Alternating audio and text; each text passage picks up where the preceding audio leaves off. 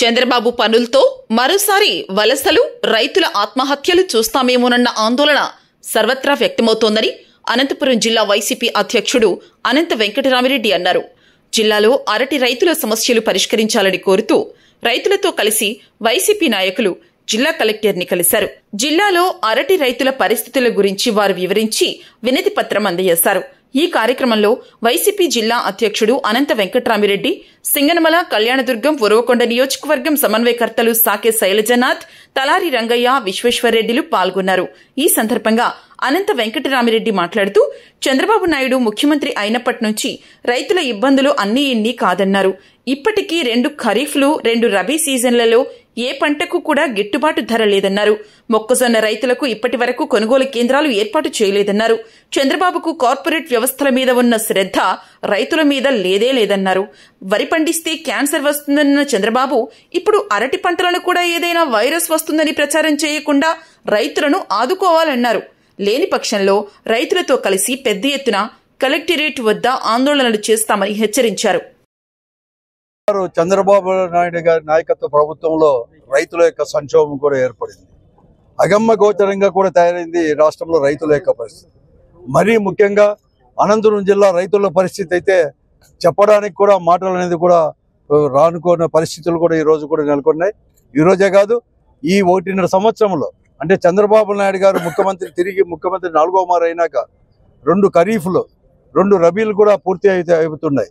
4 రబీల్లో కూడా ఇంతవరకు కూడా నష్టం అనేది కూడా ఎక్కడ కానీ రైతుకు అనేది కూడా పండించిన పంటకు హార్టికల్చర్ కావచ్చు, ధాన్యం కావచ్చు, ఇతర పంటలు కానీ ఎక్కడ కానీ గిట్టుబాటు కూడా ఎంఎస్పి ధరలు కూడా ఎక్కడ కానీ పడలేదు. కేవలం మాటలకు మాత్రం పరిమితమైనారు. కేవలం ప్రజాప్రతినిధులకు కూడా ఎవరికి ఈ రాష్ట్రంలో అధికార పార్టీ ప్రజాప్రతినిధులకి ఏమాత్రం కూడా రైతుల పరిస్థితి కూడా లేదు. నాకు ఒకే ఒక భయం వేస్తుంది. మా అందరికి కూడా గతంలో కూడా ఈ ప్రభుత్వానికి కూడా హెచ్చరిక కూడా చేయడం జరిగింది. గత అనుభవాలు ఈ జిల్లాలో యొక్క దృష్టి పెట్టుకొని అంటే వలసలు, అలాగే రైతుల యొక్క ఆత్మహత్యలు మళ్ళా కూడా పునరావృతమవుతాయేమో అని చెప్పి నేను హెచ్చరిస్తున్నాను. ఎందుకంటే చంద్రబాబు నాయుడు గారు గతంలో ముఖ్యమంత్రిగా ఉన్నప్పుడు కూడా ఈ జిల్లాలో వలసలు, ఆత్మహత్యలు అనేది కూడా కోకొల్లలు కూడా ఆ రోజు కూడా అనేక రకాల కూడా ఆ రోజు కూడా అనేక ఆందోళనలు కూడా చేపట్టడం కూడా జరిగింది. అటువంటి పరిస్థితి ఈ రోజు రావడం జరిగింది. రైతులు ఏదైతే ఎందుకంటే అనంతపురం జిల్లాలో పండించిన అరటి అనేది కూడా చాలా నాణ్యమైనది.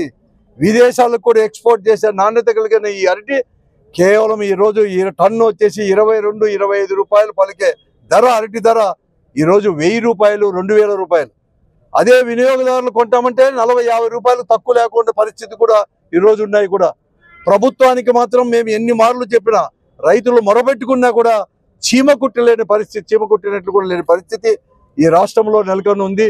ఈ విషయాన్ని మేము కలెక్టర్ ద్వారా మేమందరూ కూడా వైఎస్ఆర్ కాంగ్రెస్ పార్టీ తరఫున మేము హెచ్చరించడం కూడా జరిగింది. ఈ ప్రభుత్వాన్ని కలెక్టర్ ద్వారా వెంటనే అరటి అనేది కూడా ఉండేది అంటే రెండవ పంట ఉండే అరటిని వెంటనే కొనడానికి, అలాగే మొదటి పంట వచ్చేది కూడా ఈ డిసెంబర్ ఆఖరిలో వస్తుంది కాబట్టి కొనడానికి వెంటనే కూడా ప్రభుత్వమే కొని, ఎందుకంటే గతంలో కూడా జగన్మోహన్ రెడ్డి గారు ముఖ్యమంత్రిగా ఉన్నప్పుడు కరోనా సమయంలో కూడా ఇదే రంగయ్య గారు కూడా పార్లమెంట్ సభ్యులుగా ఉండి ఆ దినం కూడా ప్రత్యేకమైన రైలు వేసి అవసరం వస్తే కొని కూడా ప్రభుత్వమే కొని కూడా ఈరోజు హాస్టళ్లకు లాంటి ఉచితంగా కూడా ఇచ్చిన ఉదంతాలు ఎన్నో కూడా ఉన్నాయి.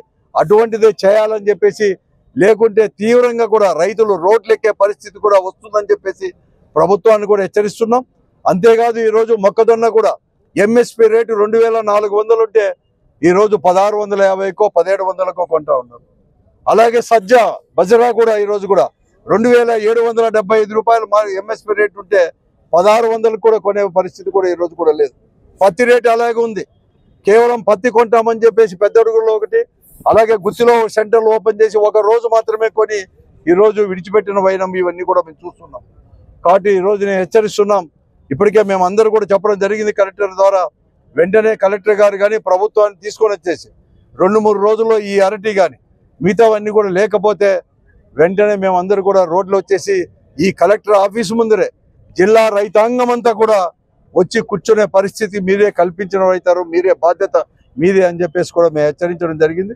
ఇప్పటికైనా చంద్రబాబు నాయుడు గారు మాటలు మార్చి మీరు వరి వేస్తే క్యాన్సర్ వస్తుంది, వరి పండియద్దని అని చెప్పినట్లుగా రేపు అరటి వేస్తే మీ అందరికి కూడా ఏదో ఇంకో రోగం వస్తుంది, వేరే రోగం వస్తుంది కాబట్టి అరటి పండించిన ఉచిత స్థలాలు ఏమొద్దు. ఈరోజు ప్రభుత్వము దళారీలు వీళ్ళిద్దరూ ఒకటైపోయి ఈరోజు కూడా దోపిడీ చేస్తా అంటే ప్రభుత్వం ఉదాసీనత కూడా ఉంది. ఇప్పుడే శైలనాథ్ గారు చెప్పినట్లుగా భూములు 99 పైసలకు అమ్ముతా అంటే ఇంత పెద్ద కోర్టు విలువ చేసే భూమి ప్రభుత్వమే 99 రూపాయలకు అమ్ముతుంటే 99 పైసలకు అమ్ముతుంటే మీరు రూపాయికో కేజీ ఎందుకు అరటి పండ్లు అమ్మకూడదు అన్నట్లుగా ఈరోజు ఈ ప్రభుత్వం కూడా వ్యవహరిస్తుంది. హెచ్చరిస్తున్నాం చంద్రబాబు నాయుడు గారికి. కానీ వారందరూ కూడా ప్రజాప్రతినిధులు వెంటనే కూడా చర్యలు చేపట్టి రైతులను ఆదుకోవాలని చెప్పేసి